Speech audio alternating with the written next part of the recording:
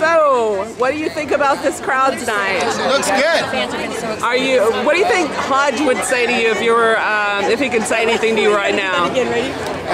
He'd say, what's it like to be outside? Absolutely right. Now, how did you feel about this character when you took on the role? Honestly, I like the idea. I like the character. And I also like what Harold wanted to do with this, because he had a slight change from the book that he wanted to do, and I thought that was very interesting. The idea that there was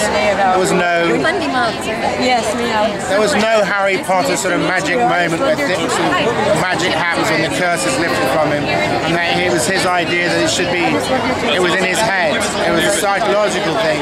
You can say whether or not that had been placed there by somebody else, but it sort of grounded it.